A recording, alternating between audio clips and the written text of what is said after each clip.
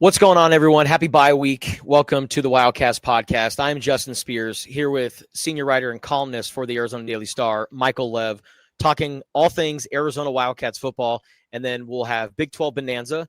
Even though it's a bye week, we still got to keep up with our Big 12 picks. So we'll have our picks later on in the podcast.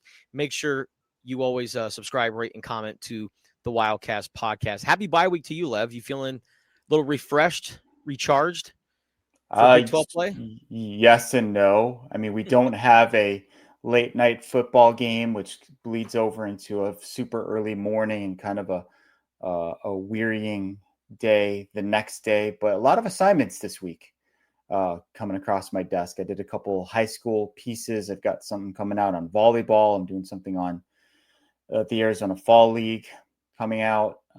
For those watching on the video, Justin, tell the people where you are right now, by the way. So I am currently in my backyard at Casa de Spears, and you could probably hear a plane flying over me in the background. So I have currently people inside my house. I'm getting my house worked on.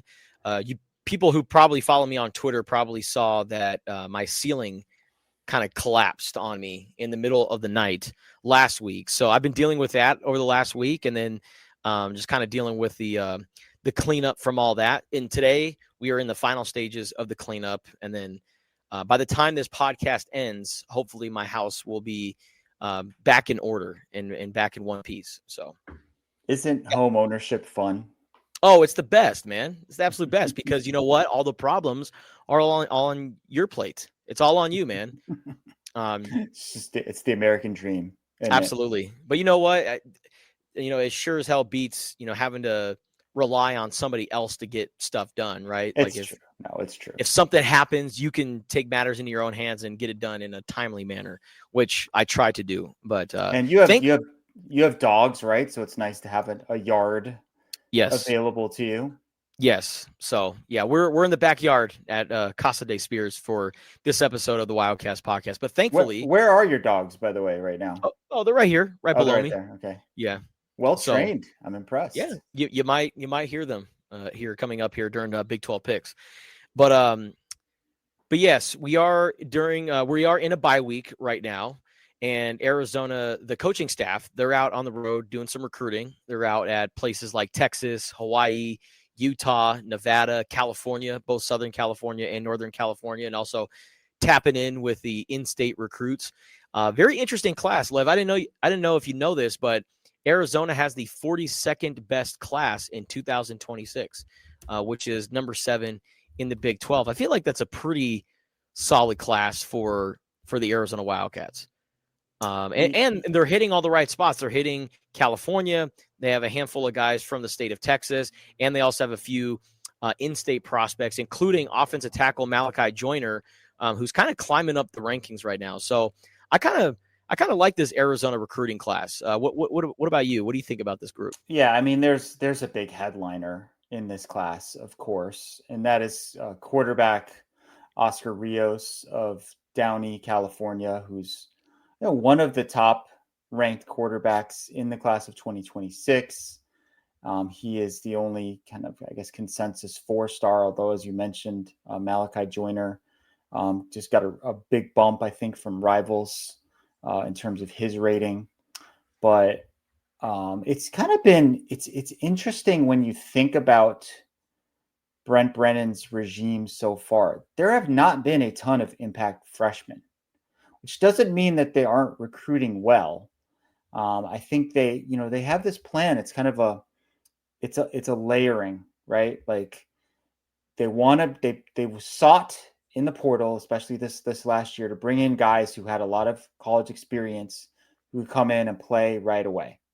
And mission accomplished so far. I mean, you look at the offensive line, the defensive line, cornerback, any wide receiver, any number of positions, big impact, quote unquote free agent acquisitions. In the meantime, they're trying to stack recruiting classes and bring in some players that they can develop on more of a long-term timeline. And that can be tricky in today's day and age, because if you are unhappy with your playing time, you can leave, of course. But we've seen little sprinklings, inklings especially, the wide receivers, Isaiah Mizell and Gio Richardson, have flashed. I think like Louis Akpa, the offensive lineman, looks like a future starter for them at one of the tackle spots. And this class here is the first one that Seth Dagey and Joe Salavea have been involved in, right? Yes.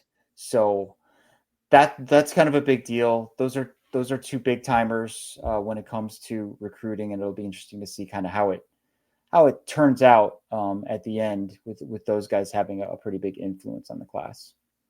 I forgot who said it, whether it was Brent or somebody else connected to the program, and they said that really the two biggest impact guys on the coaching staff when it comes to recruiting are Seth Dagey and Joe Salavea.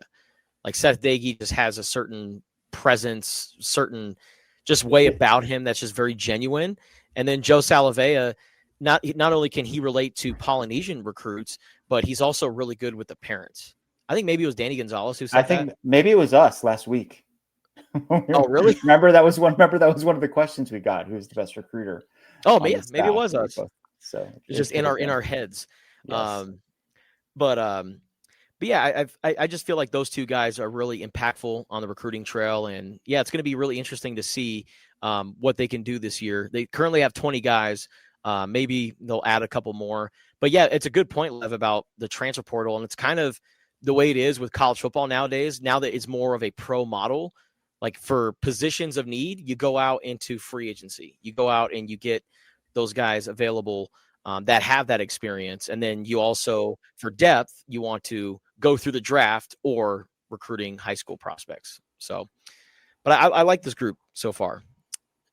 Yeah, I would also say, like, however much we like the current crop of freshmen or the next crop of freshmen, there is a kind of a retention ratio in play. To me, if 50% of your initial recruiting class is still with you 4 years later, like, you are way ahead of the game. I am not basing that on any kind of studies or whatever that have been done during the portal era. It's just in my mind that number feels about right to me.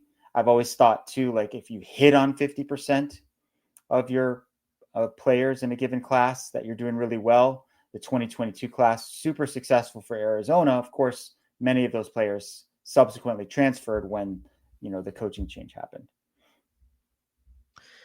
Looking at the current Arizona Wildcats, Lev, through the first 3 games of the season, huge win over Kansas State. Now we'll see just how big that win is. It's always funny looking at like the wins, hindsight, right? Like last year at the time, beating Utah, number 10 on the road in Salt Lake City, was like, whoa, look at this huge win. And then Utah just kind of ended up being a stinker of a team last year, but man, they look really good this year. And then Utah this year setting the tone against UCLA, and you're like, man, look at that. And then looking at the current state of UCLA, we'll see just how good Utah is coming up later on in our Big 12 picks. But I think still this was the big test for Arizona going up against a Power 4 team. And even though Kansas State has struggled, they have signs that show a good team. Like they have a really good defensive line.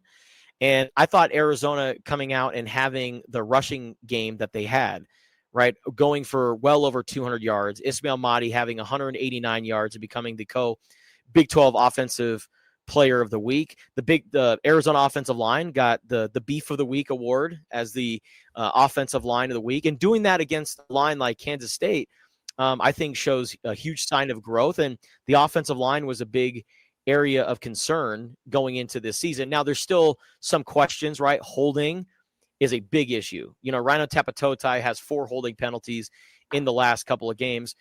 You can make a case that, 1 or 2 couldn't have been holding, but there are a couple that were no doubt about it holds. And I think that's one issue or one thing that Rhino and others need to work on. But I think the offensive line, I think, is a solid group, still lots to improve on. But I think going into this game, all the questions that we had, this Arizona team certainly answered. They run the ball effectively, and they play really good defense. They have a top 10 defense in the country right now. If you were to tell me that at the start of the year, I would have been like, okay, no way, we'll see. But I mean, they're top 10 right now, Lev, and I think there's something to be said about their start. And we got a big test, coming up here for Arizona. Like, that's going to be a big game for the Wildcats going on the road to play Iowa State. But I think through 3 games, this Arizona team, so far so good. So when you have a really good defense, it's sort of like when you have really good pitching in baseball. It raises the floor for your team, right? Like, sometimes the offense, maybe it's not going to be clicking. It's going to be struggling a little bit, or there's going to be some mistakes. There's going to be some special teams breakdowns. Like, we saw all that stuff happen in the first 5 minutes or so of the second half of that game against Kansas State. But the defense, they can keep you in the ball game. You've got a chance, right? And that stretch, like after the interception that was thrown by Javen Watley, which, by the way, is the only interception Arizona's thrown this season. Yeah. Kind of Javen Watley leads the team in receptions, receiving yards, receiving touchdowns, and interceptions. And an interception. Yeah. Good one. Kind of a big deal when Noah Fafita threw 1 per game last year, right? So he's thrown none. But anyway, after that interception, I thought that 3 and out was a really critical sequence in the game. And then Arizona, I think, scored on the next possession to take the lead, never gave up the lead. Danny Gonzalez has done an unbelievable job with that defense. Like, they really, if more than anything, maybe it's just how much they believe in themselves, right? Like, he has really pushed all the right motivational buttons. He's instilled confidence in that group, and then they've gone out and had some success. And then when you do that, the confidence builds that much more. And the different looks as well. Like, we've seen some funky stuff, like 2 defensive linemen and 4 linebackers. And that 4 linebacker look had Tay Brown, Max Harris, Chase Kennedy, and Jabari Mann. I would imagine if they roll out that lineup again, maybe Riley Wilson, if he comes back healthy soon, will be that other linebacker that's in that mix. And, I never thought, Lev, when we were evaluating all of these linebackers for Arizona, and we were looking at them like, man, they have 4 really good linebackers, but, they're going to use a 2 linebacker look or a 3 linebacker look. I didn't think they were going to have a 4 linebacker look, and they used that against Kansas State. And I think just the creativity with the defense, like Aiden Garnes coming in on a quarter blitz, Traden Stukes in his first game back from injury, he's back in the backfield getting sacks. Like, the different blitzes, like, you just don't know. It's like Forrest Gump. The Arizona defense is like a box of chocolates. You never know what you're going to get. And just kind of this creativity and the things that Danny Gonzalez is trying, it's working. And that's why I always say, if Don Brown is Dr. Blitz, maybe Danny Gonzalez is like the mad scientist. I don't know, like, if we got to come up with a cool nickname for him. Yes, we're workshopping that one, to be sure. So when we were talking about the linebackers, I don't think we really mentioned Jabari Mann very much during the preseason. And that's someone that they really like. And kind of a little bit of a redemption story for him this last game after getting ejected from the previous game for targeting. And it was a blatant it was just bad form. Lowered his head into the quarterback. You just can't do it. You're going to get booted in college. So that's a good little development story right there. That's someone who was in last year's class, right? He's a redshirt freshman currently. A little bit undersized, but yeah, he was at running back for a while. So yeah, you didn't really know what the future held for him. And he's turned into a guy for them who's part of the rotation there at linebacker. All right, before we answer some mailbag questions, Lev, yeah, I wanted to get your thoughts on this progress report that I did for the Wildcats. So I get a lot of parents calling in to complain about their kids' grades. Justin? No, but special teams, we had to sit down, young man, and have a talk about what's going on that side of the ball. But there's still lots of semester left. And that's one thing that I told special teams is that there's still plenty of semester. You have plenty of opportunities to get that grade up. But D+, was that harsh, or was that on the nose for that unit? I think it's fair. I might have gone C-. Maybe there's a little bit of recency bias baked in there for you, but kickoffs have been really good. Like Ian Wagner's been booted great. almost every kickoff out of the end zone. Jeremiah Patterson did have a big return. And I want to say it was the Hawaii game. By the way, Jabari Man got ejected from the Weber State game, Yes. right? Not Hawaii. And wanted to go back and correct that. But and then this last game, it was kind of a mess, honestly, on special teams. I mean, they had the muffed punt with some kind of a communication issue, dropped a punt, missed 2 field goals inside of 50 yards. There's no guarantee you're going to make those in college, but you'd probably like one of those to go through. Snapping has been a little bit shaky on the short snaps, the placement kicks. So a definite work in progress there. I would probably say C-, but you're in the range. Okay. Yeah, because I just thought about feel bad about that game. One. Yeah. Hey man, you got to be honest though, right? I don't think it's unfair to say that there've been some breakdowns because there have been. Yeah, no doubt. And I think Ian Wagner and even Jeremiah Patterson's return is keeping it from going towards an F worse. because my goodness, man, like that muff punt with Marquise Groves-Killebrew bumping into Jeremiah Patterson and then the drop punt and the missed field goals. And I mean, even against Hawaii, right? That PAT, like you mentioned, that snap that was a little off and then they tried to go for it and it blew up. So yeah, lots of issues, but I don't want to pick on Michael Salgado Medina, but when he dropped that punt, I thought back to the 2017 Territorial Cup when remember the punting problems that Arizona had up in Tempe, and another part of the post-game Rich Rodriguez rant. I mean, we maybe not quite snap and punt the ball. I mean, kids are trying. not quite as infamous as when he was talking about Khalil Tate's injury situation, but we remember that fondly, I guess is the way to put it. We'll talk a little bit more about Rich Rod in Big 12 Bonanza. What happened to Khalil, Lev? He got hurt. Let's see. He got hurt. Couldn't go, so he didn't go. Then he went. Then he could go, so he went. I love Rich Rodriguez so much. All right. But defensive backs got my best grade of the season so far. Fair? Absolutely fair. Yeah. I mean, no one's really done much of anything in the past game, right? And I hate one thing that really bugs me about PFF, which Pro Football Focus, which we love their product. We love all the data that they provide. I just don't understand their grading system sometimes. Like why doesn't Michael Dansby have a better grade than what he has?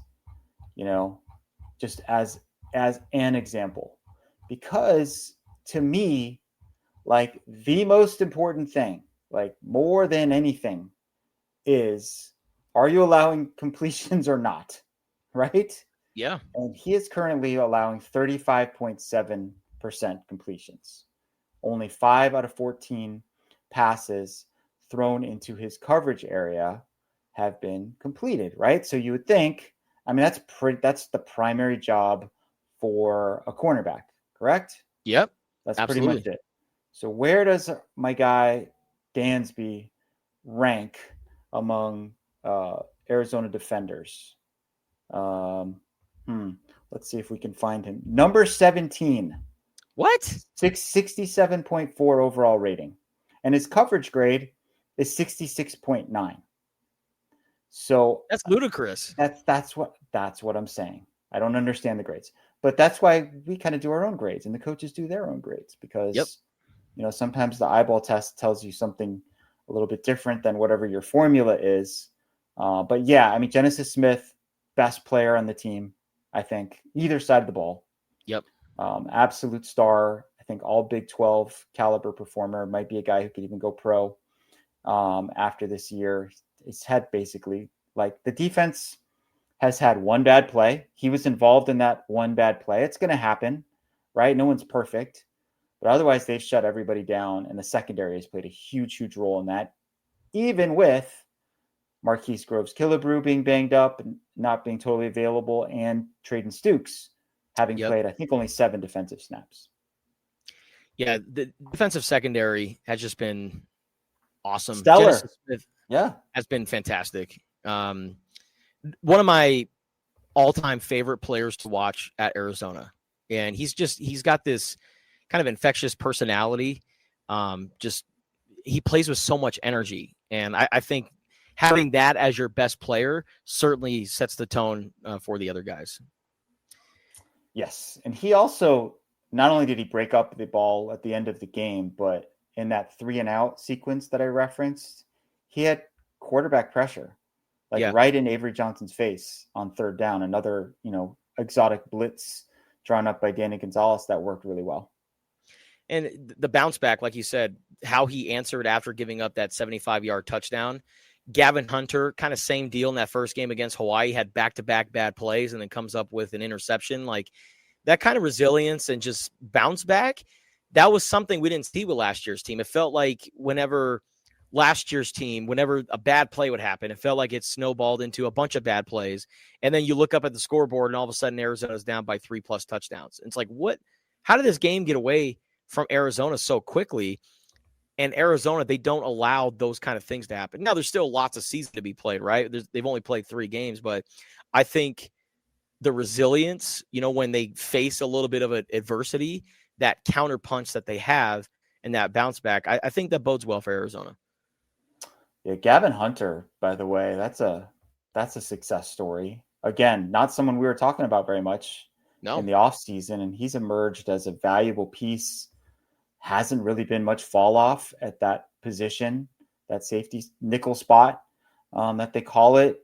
One of the things that I like about PFF is they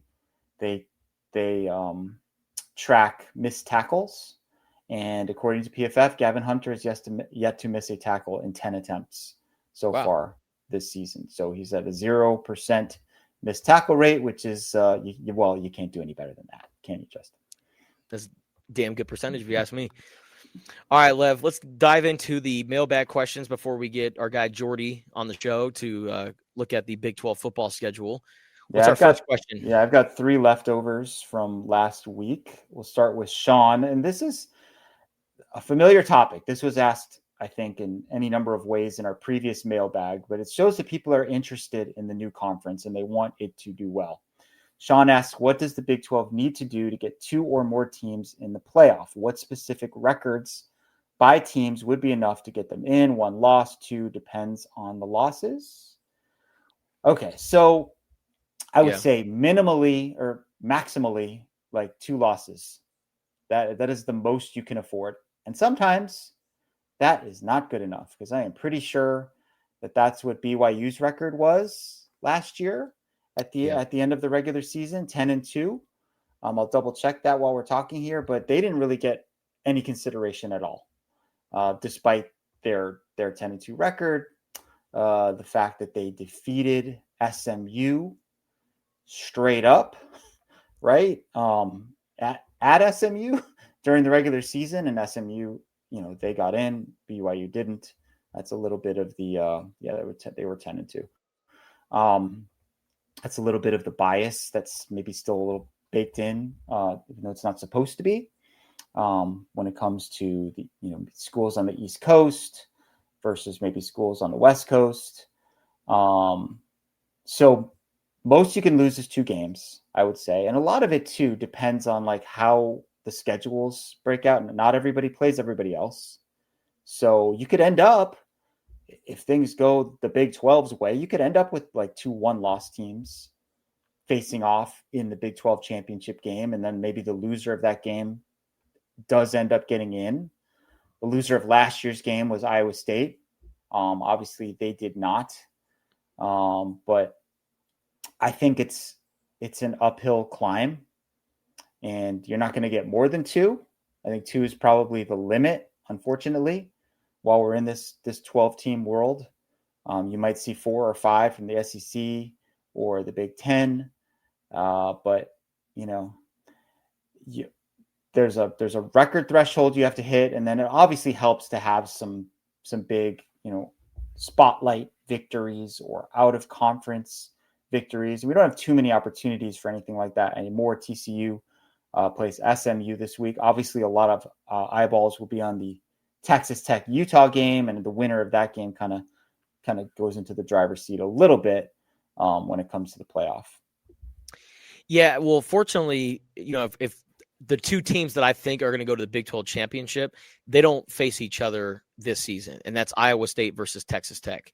So you won't have that head-to-head battle, and so maybe those two teams figure out a way to be undefeated by the time they get to the Big 12 championship game, or maybe they're one-loss teams. But I think there's not going to be really any two-loss teams in the college football playoff. I think you got to be undefeated or a one-loss from the team. Big 12. From the Big 12, right? Yes.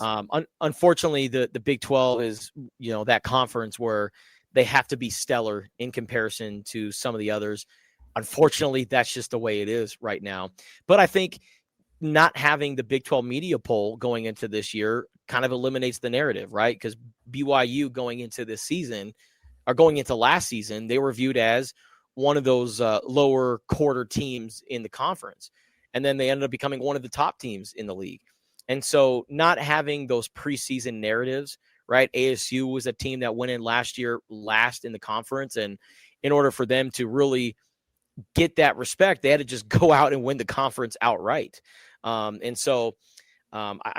feel like the Big 12, if they have an undefeated team, or if there's an undefeated team and a one-loss team, then they can get two teams. But I think not having the Big 12 media poll, I think that certainly increases not Arizona's chances, but the Big 12's chances of getting two teams.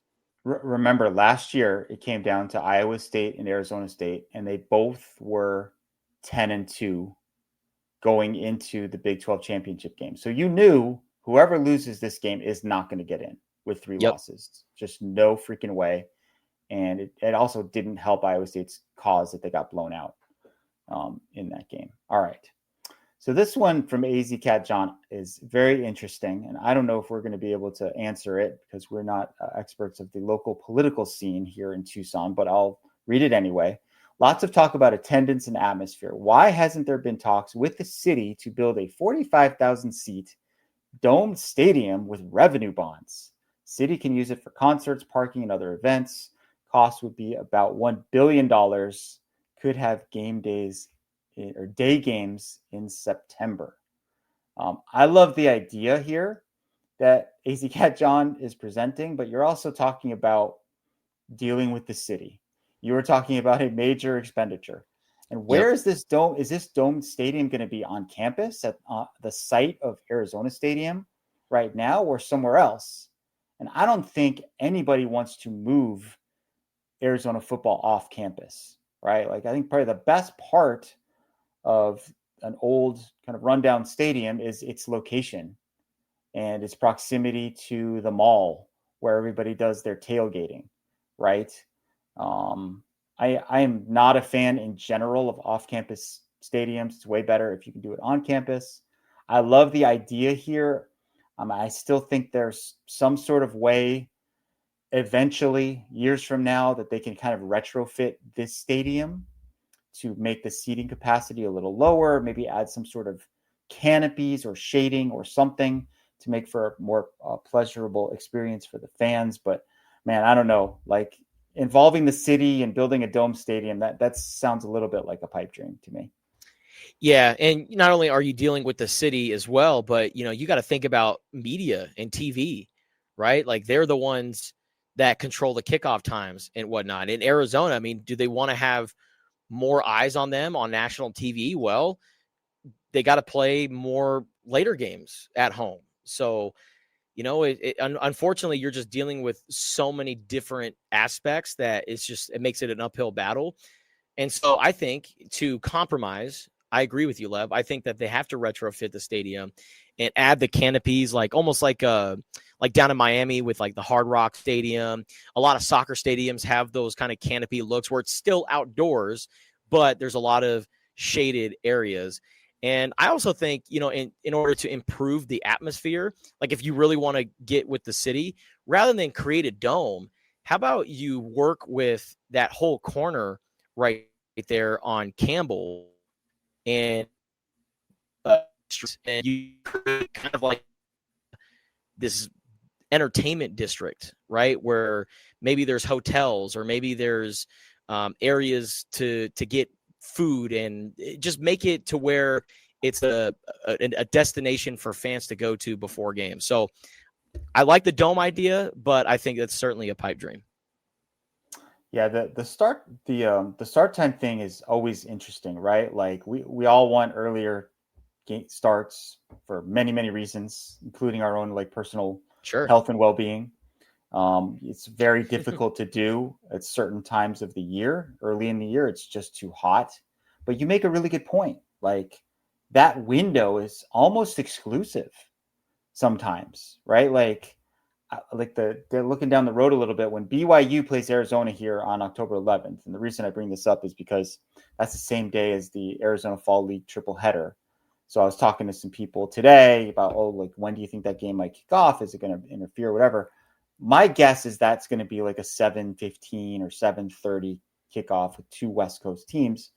And there's going to be a lot of eyeballs on that game because almost the rest of the schedule will be over by then. So there's always a trade-off when it comes to those things. All right, I got one more here, Justin. This is sent by 87 Cat, and of course this was sent before the Kansas State game, but I think it still has some relevance. Do the first two games tell us anything about the team, or will Kansas State be the first real barometer? I think in retrospect, you could say that the first two games did tell us at least something about the defense, right? Like this defense is for real.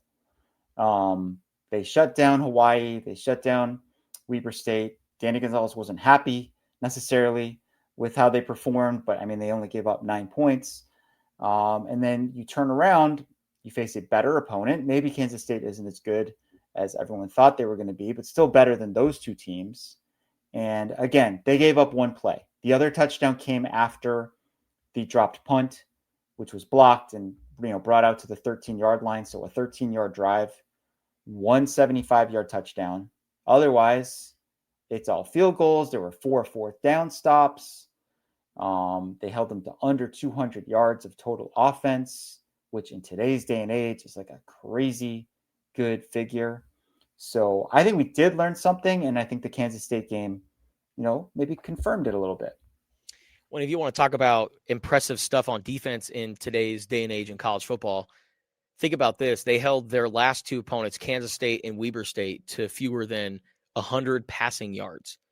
To do that in the big year 2025, that's impressive stuff right there. And I couldn't believe it when I saw that note from the Arizona athletics department led by Brett Gleason with the football team. I mean, it's the first time that Arizona has held back-to-back opponents to under 100 yards since 1995. Like this defense is ways away from being the Desert Swarm defense, right? Like that defense had two college football Hall of Famers in Rob Waldrop and Teddy Bruschi. But the fact that you're doing something that hasn't been done since those guys, again, tip of the cap to Danny Gonzalez in that group.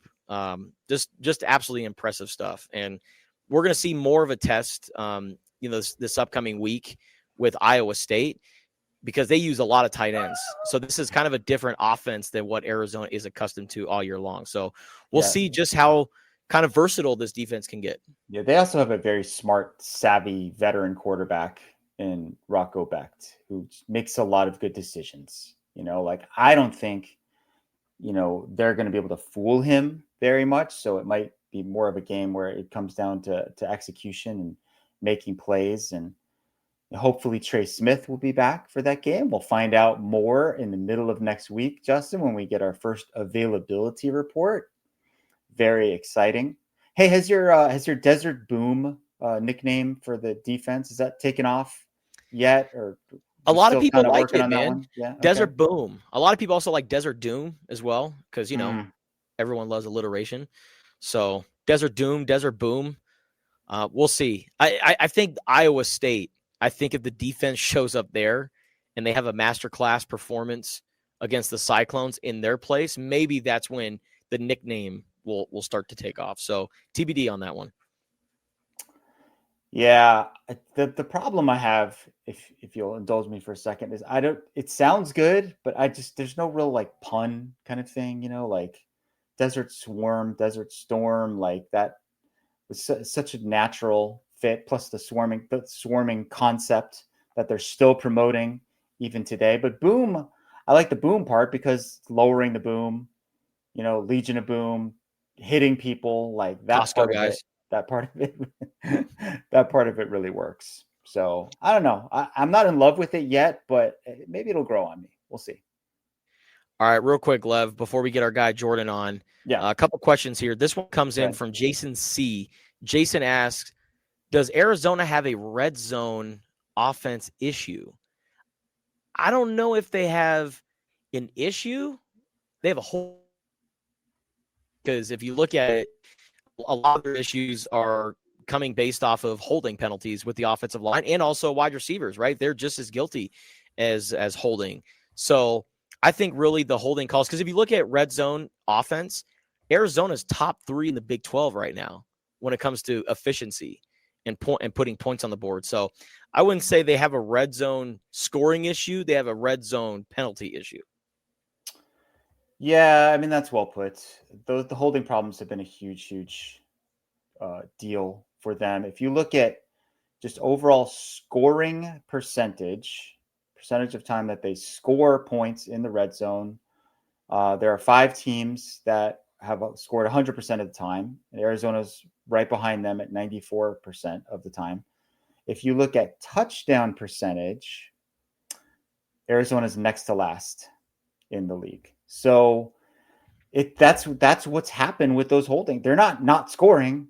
They're just not scoring 7. They're scoring 3 instead. And I always view that as a victory for the defense if you can hold your opponent to 3. So it's just a matter of cleaning some things up. And I also feel like a lot of the holding penalties are after the ball carrier has like passed the line of scrimmage, right? It's a lot of ones where like Noah is scrambling or it's a screen pass to the outside. So that's going to be that has been and will be a huge focal point for offensive linemen and wide receivers. How can we put in a lot of effort, execute our blocks without grabbing and holding and getting the attention of the officials? All right, this one comes in from Mo Piana. Mo asks, why would Arizona sub if we're going tempo? If we sub, the defense gets the sub. Keep the mismatches on the field and wear the defense out, especially after the targeting cost them their safety. I think it's a fair question, but Arizona also has enough weapons to where they can just kind of churn guys in and out, and they can have fresh legs coming in. I get the point about tempo and just kind of wearing out the defense, but I feel like you can wear out the defense later on in the game by having so much depth and having so many different weapons on the field. I mean, I think Mo is being very logical here. Yeah. Like if you're going to go tempo, like the idea is you're trying to wear out the defense, but if you sub, then the umpire steps in like right behind the center and prevents him from snapping the ball because that enables the defense to sub as well. So I think he makes a very good point. I've wondered that myself. I mean, they basically have, for the most part, 2 personnel packages that they use. They'll use 2 tight ends, 2 receivers and a back, or 3 wide receivers, 1 tight end and a back. Sometimes you'll see a jumbo package. Sometimes you'll see 2 running backs. And obviously, there are certain plays that fit certain formations, but I think he makes a good point. If you're going to go quick, it doesn't really make any sense to substitute. All right, that is it for our mailbag this week. We appreciate you guys for always submitting those questions. All right, now let's get to Big 12 Bonanza. And, earlier we mentioned the Costco guys. You know who loves the Costco guys? Our guy, Jordan Ham. What's going on, Jordan? Boom! Jordan bringing the boom. Wow. Big 12 Bonanza, baby. You know what? He brought the boom last week. He certainly did. The rookie, Jordan Ham, he went 6-1 against the spread to move into first place on the season at 14-9. Good job, Jordan. What do you have to say for yourself? A broken clock is right twice a day. So I'm sure I'll go 1-6 this week. But and the funny thing is, like, I always prep when I come on with you guys, but that week it was a little bit more like didn't have quite the time to like jump in, so it was just kind of some gut stuff. And apparently that's the way to go. So yeah, less prep is always better. That was the formula for Ryan Finley. That was the formula for Brett Ferry, your predecessors. Anyway, Justin and I both went 3-4 against the spread, which is not bad. Really could have been different if Kyle Whittingham wasn't a word that I can't use on the podcast right now. At the end of that game, could have taken a knee. Could have been a spread win for Wyoming. Turned into a bad beat instead. Jordan and Justin were both 6-1 straight up. I was 5-2. So for the season, Jordan 14-9 against the spread. Justin and I are both 13-10. We are all 16-7 straight up. Look at that. So, like the sound of that. Great minds think alike. Right? Okay. So, week 4, we start off with a Friday game. This is Tulsa at Oklahoma State.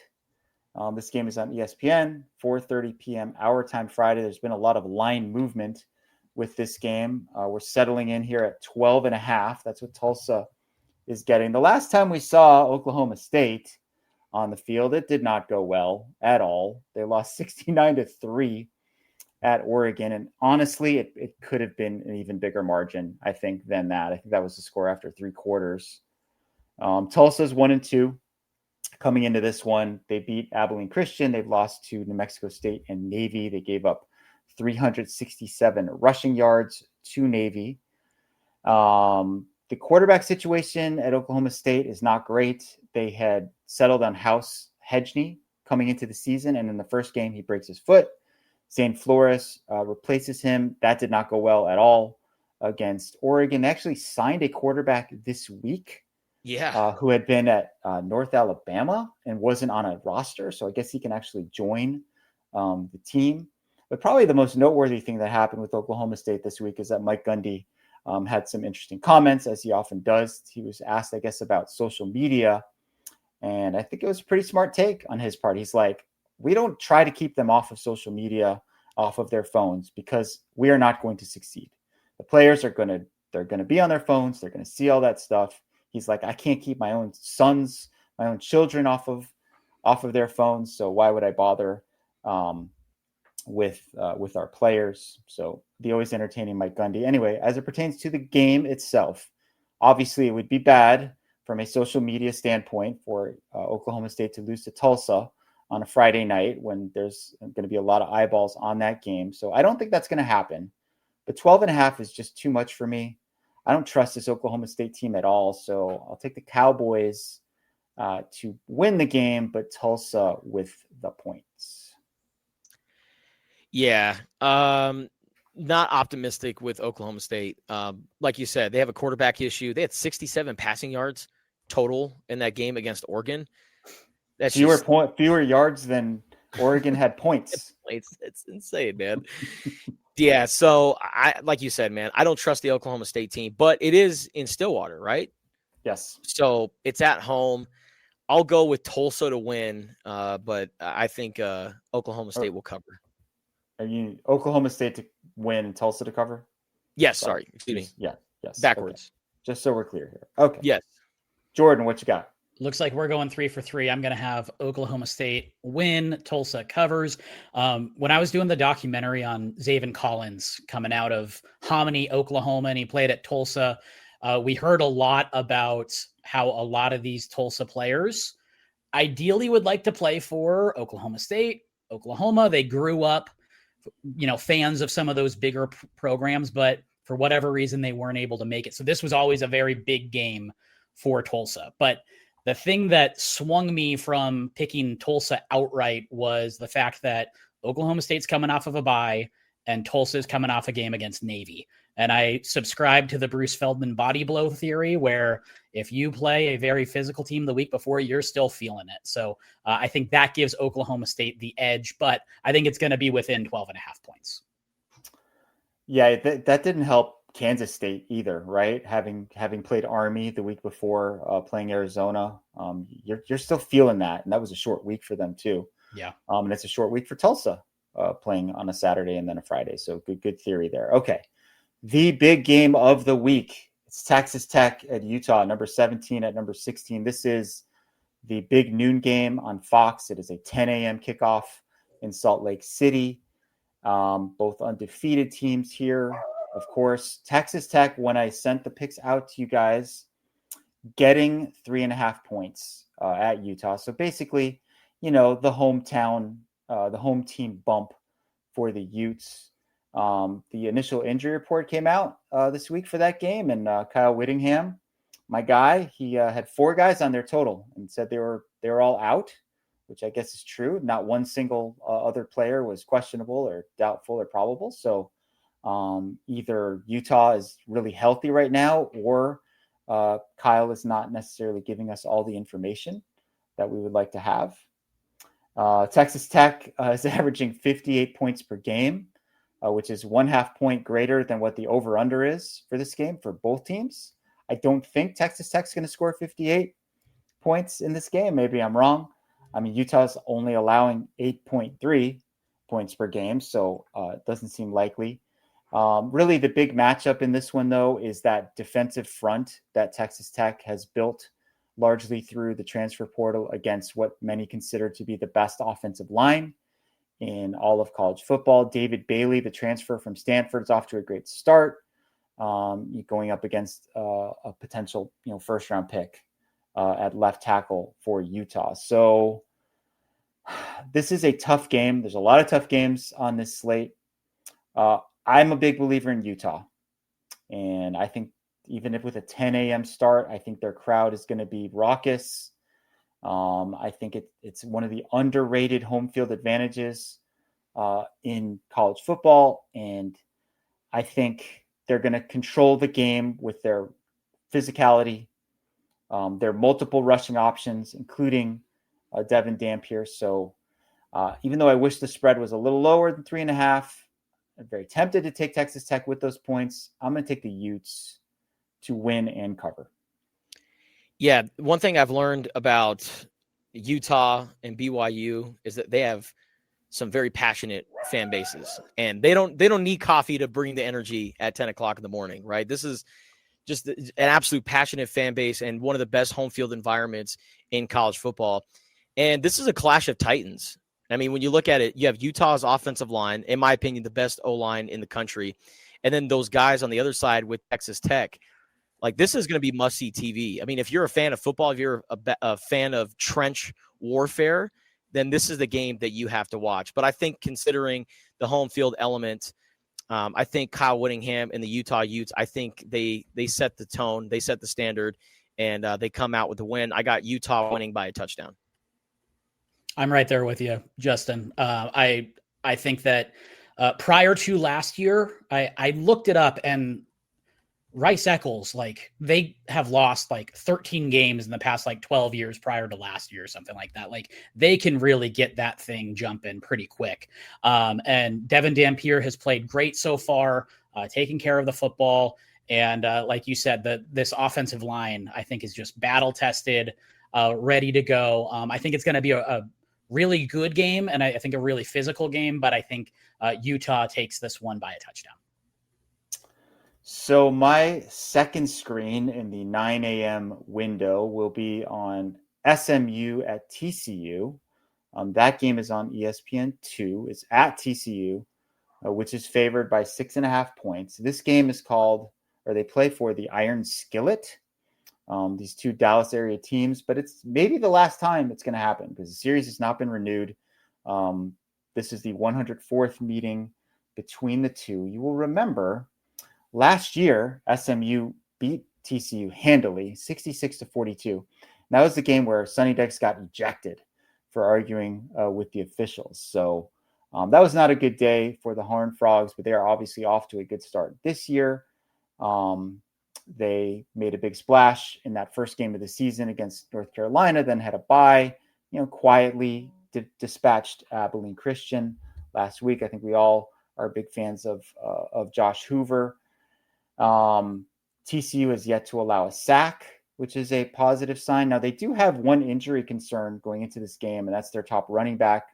Kavorian Barnes is questionable, so that is definitely an issue for me. And one reason that I'm going to take those points and take SMU to beat the spread, but TCU to win the game. I think this is going to be a classic kind of rivalry back and forth matchup that comes down to a field goal at the end. TCU survives, but SMU gives them all they can handle. So I'm taking TCU to win the game, but I'm taking SMU with a 6.5. Yeah, this is also called the Sonny Dykes Bowl as well. Sonny Dykes coached at SMU back in the day for a few seasons before he became the head coach at TCU. And I just think that this offense, even though they lost some weapons last year and some really good ones, when you look at wide receiver, right, Jack Besh, really good wide receiver. Savion Williams, I think, was another guy who's kind of like a Deebo Samuel type of player. He was a receiver, running back type of player, could do just a little bit of everything. But this offense, led by Josh Hoover, has kind of picked up the pace from last year. So I think this offense gets things going. I think SMU, they keep it close, but I'm going to go with TCU to win by a field goal. Yeah, we talked a lot in the preseason about TCU and replacing some of those skill guys. And, game one, Jordan Dwyer just stepped in and was like, give me all the targets. I will take all of them. So he's been really consistent. And, I'm preaching to the choir here with Josh Hoover. I'm like you said, Lev, I think we're all fans of him, and just seeing him and that maturation year over year has been pretty impressive. But I think SMU keeps it close. So I'll take them against the spread, but TCU to take the game. I think we all have the same picks so far here. We'll see if that changes. We'll see in our next. Yeah, we'll see. I don't know. Maybe you guys are thinking the same way I'm thinking, but in the 12:30 window, the only Big 12 game in the 12:30 window on Saturday features the aforementioned North Carolina Tar Heels visiting UCF. That game is on Big Fox, and UCF is favored by 7.5 points. So what's happened to North Carolina since that dreadful opener? Well, they defeated Charlotte 20-3. They defeated Richmond 41-6. I mean, games that you would expect them to win. A running back has emerged for North Carolina named Damon June. His name is actually spelled D-E-M-O-N, Demon, but I assume it's pronounced Damon. Gio Lopez has played better since that first game. 3 touchdowns, no picks, 84 rushing yards. UCF is 2-0. They barely won their first game over Jacksonville State. That one came down to the wire. It was 17-10. Taven Jackson has played well so far at quarterback. They've got 3 different players who have over 100 yards rushing in 2 games. Their last game was a 68-7 victory over North Carolina A&T. This is a big step up, from North Carolina A&T to real North Carolina. Big jump. I am not super impressed with this UCF team or roster or where they're at in their rebuild situation. I think North Carolina's kind of found its footing a little bit, at least on defense. I'm going to take North Carolina to win this game straight up, even though they're a touchdown plus underdog. I am taking the Tar Heels to win and win outright. Justin, you're muted, buddy. Sorry, I thought that was a COVID problem. What the hell am I doing? Keeping my mic muted. All right. No, give me UCF to win this game. I got the Knights winning. I don't know if you noticed this, but they have like a top 5 offense, both passing and rushing. Like they have, I get it. The opponents, not ideal, right? Like not the strongest opponents, but still, like you can only play the teams that are in front of you. The fact that they have a top 5 rushing offense, top 5 passing offense, top 5 in general, just in the Big 12, a positive step forward for Scott Frost. So I think I don't feel good about this pick. I really don't, but I'll go with UCF to win this game. I just can't see a world where we're not talking about, or the national media isn't talking about North Carolina for more than 2 weeks. So I think that they're going to steal a game here, get right back into the narrative, the national conversation. So I have them with the upset over UCF. Jordy's with me. He gets it. Come on. We all love a good narrative right? And kind of like either way, if they lose big in this game, I think it's just as much of a talking point. Totally. After they've kind of fallen off the radar a little bit. Speaking of getting back on the radar, Rich Rodriguez last week winning the backyard brawl with West Virginia over Pitt. I think a lot of demons were eradicated with that victory. They are visiting Kansas this week. That's a 3 p.m. start. That game is on FS1.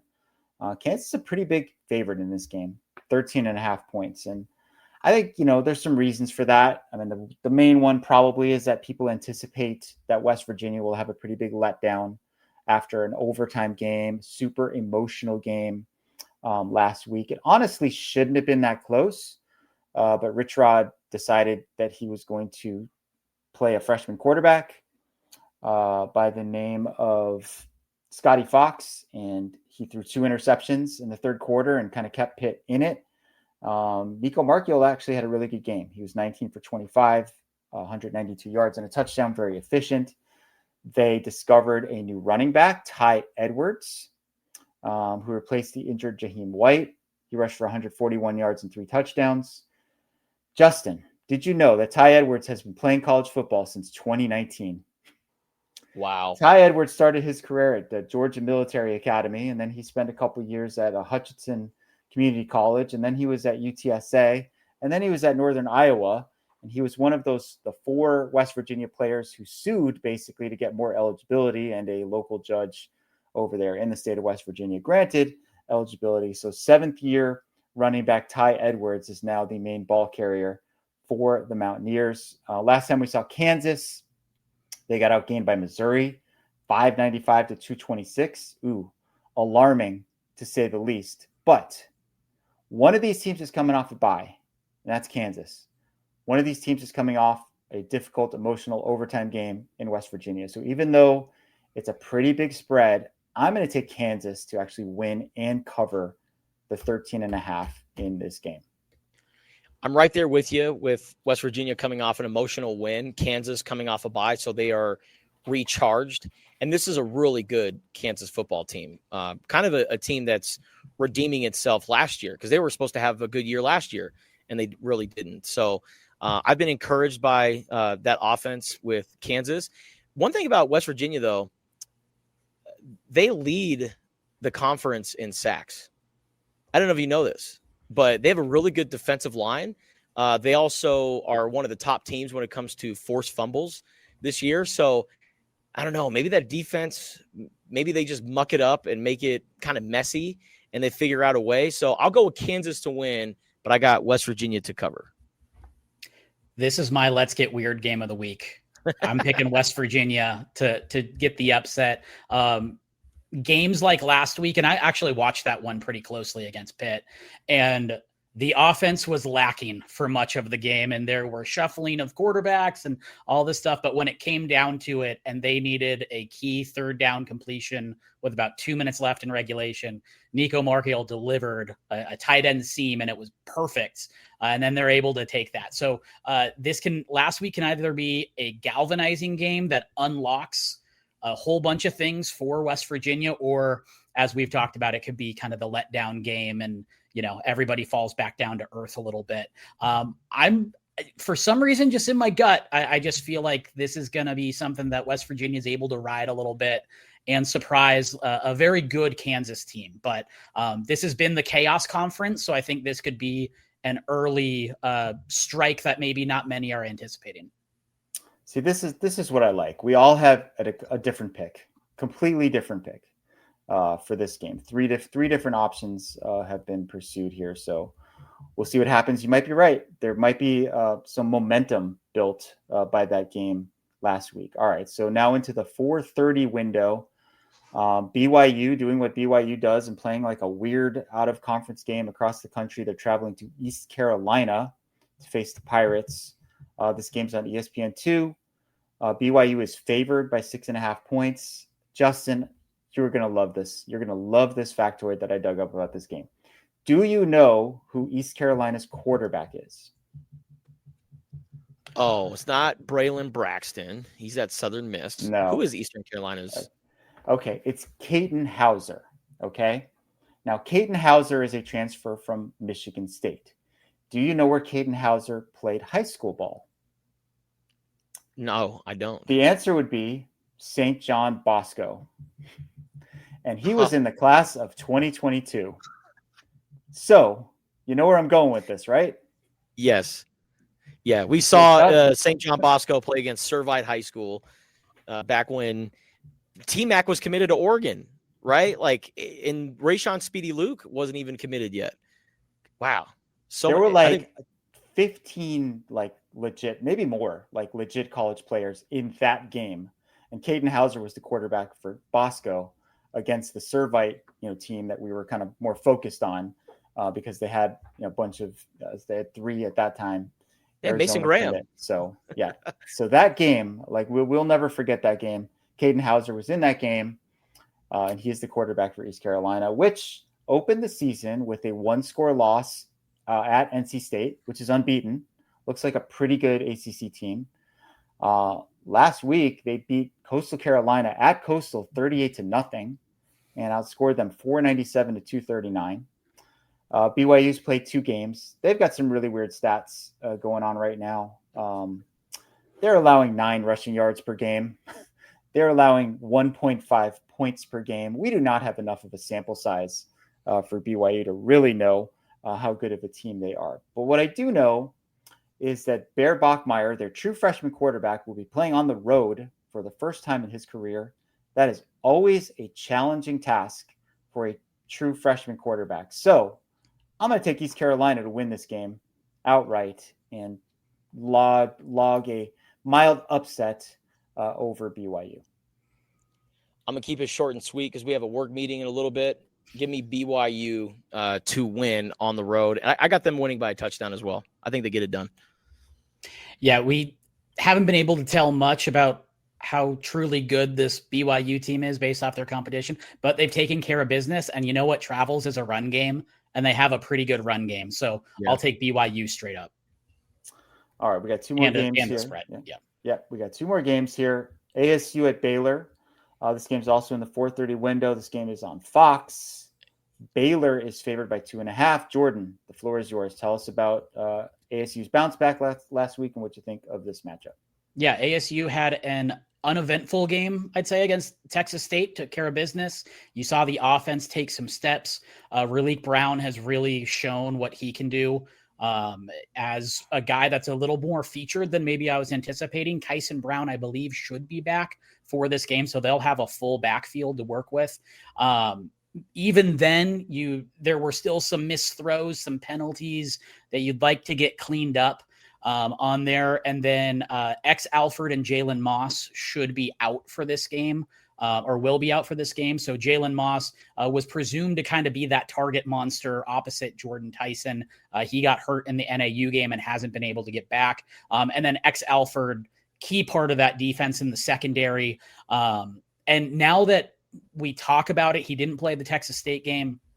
He didn't quite look right in the Mississippi State game. Looked like he wasn't going quite as quickly or have the power that he usually does.